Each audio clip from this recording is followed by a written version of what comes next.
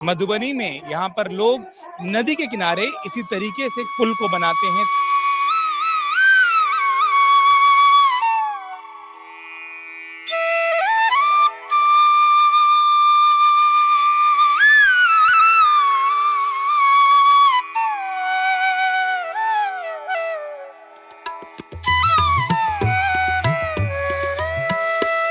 लोक आस्था का महापर्व छठ, और छठ में भी सबसे प्रमुख जो दो चरण होते हैं, शाम के डूबते हुए सूरज को अर्घ देना। बहुत कम ऐसे त्योहार होते हैं जहां डूबते हुए सूरज को अर्घ दिया जाता है। मैं इस वक्त मधुबनी में मौजूद हूं।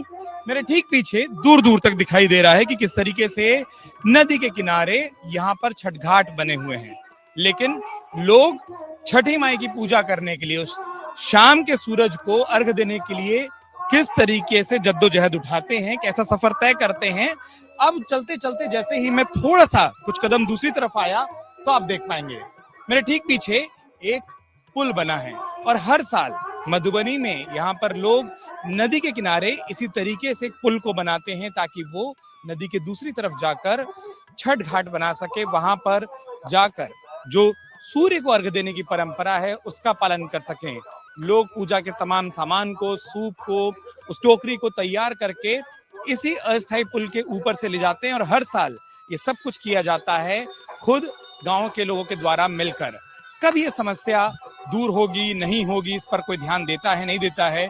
जब हम चुनाव के वक्त में इस तरीके की स्टोरी करते हैं और खासतौर पर छठ कवर करने निकलते हैं तो ये भी एक एंगल है जो हमको समझ आता है। लेकिन सालों से ये परंपरा इसी तरीके से चल रही है, लोग खुद पुल बना रहे हैं।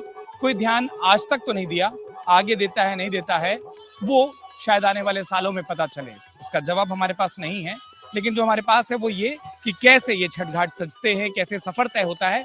आइए आपको दिखाते हैं हमारी इस खास स्टोरी में।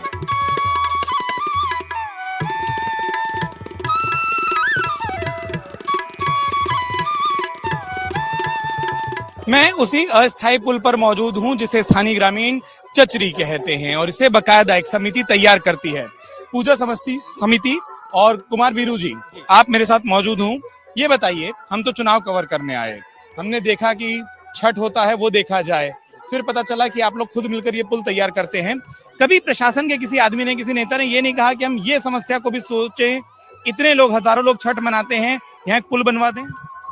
ये कई बार चर्चा में है अभी, और देखा जाए कब तक ऐसा होता है। और चर्चा में है जो पुल बनेगा बनेगा बनेगा, हम लोग भी आशा लगाए हुए हैं तब तक। तो इसी के साथ तैयार करते हैं इसको, कैसे चंदा करते हैं, क्या प्रक्रिया रहती है? पूरे ग्रामीण मिल करके सब उसमें चंदा, जिसको जो श्रद्धा है, पैसे, बांस सब देते हैं, रस्सी देते हैं, और वो सब मिल करके जितने भी ग्रामीण हैं हम लोग इस पुल को तैयार करते हैं। चुनौती भी रहती होगी, बहाव अभी तो हालांकि कम लग रहा है लेकिन तेज रहता है, आपको छठ से पहले तैयार करना है। जी जी रहता है, ऐसा चुनौती कई बार हुआ है, लेकिन हम लोग सब यहाँ पे ग्रामीण रहते हैं और उसको।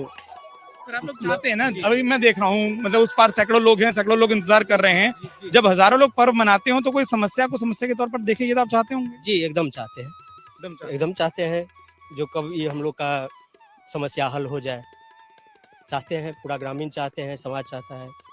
कुमार बीरू जी जो बता रहे हैं उसमें सिर्फ बात ये नहीं कि अगर ये पुल स्थायी हो जाएगा तो छठ अच्छा मनने लगेगा।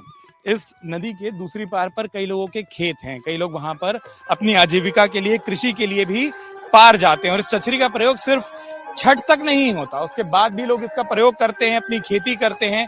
तो अगर एक अदद पुल यहाँ मिल जाए लोगों को तो उनकी कई सारी समस्याओं का, उनके पर्व को मनाने में आने वाली अड़चन का, दिक्कत का, सबका खात्मा हो सकता है, सब दूर हो सकती है। कोई नहीं सोचता, क्यों नहीं सोचता, ये एक सवाल है। क्या इस पर सोचेगा, ये भी एक सवाल है। हम अपनी तरफ से एक सवाल छोड़े जा रहे हैं। उम्मीद करते हैं, जैसा इन्होंने कहा कि चर्चा कई बार हुई, इस बार समाधान होगा। इसी चचरी के जरिए इस पुल को पार करते हैं और देखते हैं कि आगे क्या हमें दिखाई देता है। आइए बीरू जी।